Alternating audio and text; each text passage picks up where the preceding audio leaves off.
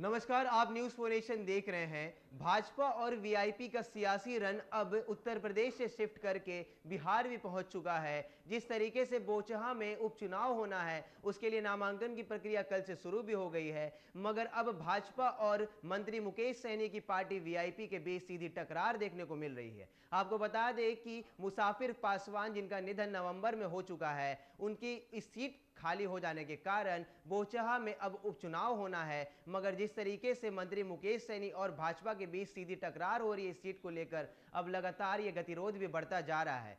आपको बता दें कि भाजपा की प्रदेश महामंत्री और पूर्व विधायक बेबी कुमारी को अब 23 मार्च को उम्मीदवार घोषित किया जा सकता है। तो वहीं यह भी बता दें कि मंत्री मुकेश सहनी के ही जो पूर्व विधायक थे, जिनका निधन हो गया, मुसाफिर पासवान, उनके पुत्र अमर पासवान को भी वीआईपी पार्टी उतारने की तैयारी में है। जिस तरह से लगातार सियासी रन देखने को मिल रहा है भाजपा और मंत्री मुकेश सहनी की पार्टी वीआईपी के बीच, उससे यह साफ हो गया है कि फिलहाल एनडीए में रहते हुए वीआईपी भी अपना रुख कड़ा किए हुए है। कड़े तेवर के साथ ही मंत्री मुकेश सहनी ने कई बार लालू प्रसाद यादव का भी नाम ले लिया है। उन्होंने यहां तक कह दिया कि लालू प्रसाद यादव तो उनके लॉर्ड हैं, उनसे ही उन्होंने राजनीति सीखी है। मगर जिस प्रकार से अब बोचहा का उपचुनाव सियासी रन में बदल रहा है, बोचहा का उपचुनाव अब लगातार गतिरोध में बदल रहा है, उससे साफ हो गया है कि फिलहाल अब इस चुनाव को लेकर भाजपा और वीआईपी की जो मुश्किलें हैं वो कम होती हुई नजर नहीं आ रही हैं। देखिए हमारी ये रिपोर्ट की किस प्रकार से अब भाजपा ने भी अपनी उम्मीदवारी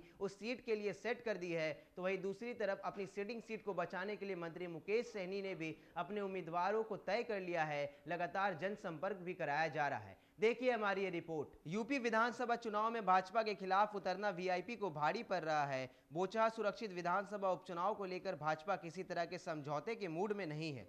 पार्टी ने प्रदेश महामंत्री व पूर्व विधायक बेबी कुमारी को चुनाव तैयारी करने को हरी झंडी दे दी है। बेबी कुमारी ने इलाके में जनसंपर्क शुरू कर दिया है। बताया जा रहा है कि 23 मार्च को बेबी कुमारी भाजपा उम्मीदवार के तौर पर नामांकन दाखिल करेंगी। सूत्र बताते हैं कि भाजपा की जिला इकाई ने वीआईपी की जगह खुद लड़ने की सिफारिश प्रदेश नेताओं से की है। इसी आधार पर भाजपा ने अपनी तैयारी शुरू कर दी है। होली बाद किसी भी दिन पार्टी चुनाव कमेटी की बैठक होगी और बेबी कुमारी के नाम पर मुहर लग जाएगी। चुनाव आयोग ने गुरुवार को बोचहा सुरक्षित विधानसभा सीट पर उपचुनाव कराने के लिए अधिसूचना जारी कर दी गई है। इसके साथ ही नामांकन का कार्य भी आरंभ हो गया है। वीआईपी इस सीट को लेकर किसी भी हाल में भाजपा की बात मानने को तैयार नहीं है। वीआईपी ने साफ किया है कि बोचहा की सीट पर उसके ही उम्मीदवार होंगे, चुनाव में जीत भी होगी। वीआईपी के राष्ट्रीय प्रवक्ता देवज्योति ने बताया कि मुजफ्फरपुर की बोचहा सीट पर पार्टी लड़ेगी और जीतेगी। उन्होंने यह भी कहा है कि वीआईपी बोचहा सीट पर जीत दर्ज करने के लिए पूर्व विधायक मुसाफिर पासवान के सपने को भी पूरा करेगी। पूर्व मुख्यमंत्री जीतन राम मांझी की भी राय है कि बोचहा सीट वीआईपी कोटे की थी और उसे ही मिलनी चाहिए। मांझी की पार्टी हिंदुस्तानी आवाम मोर्चा भी एनडीए के प्रमुख घटक दलों में से एक है। पार्टी जल्द ही बोचहा सीट के लिए आधिकारिक तौर पर प्रत्याशी की घोषणा करने वाली है।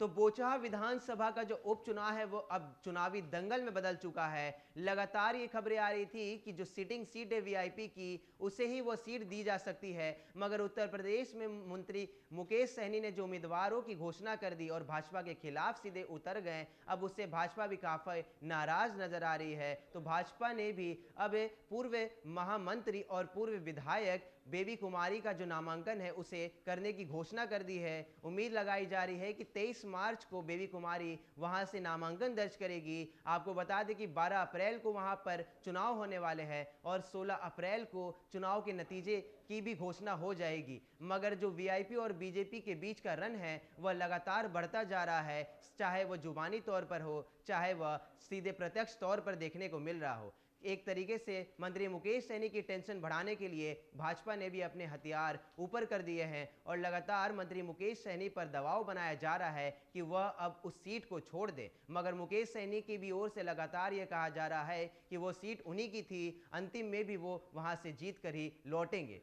लगातार खबरों में बने रहने के लिए आप देखते रहिए न्यूज़4 नेशन। नमस्कार।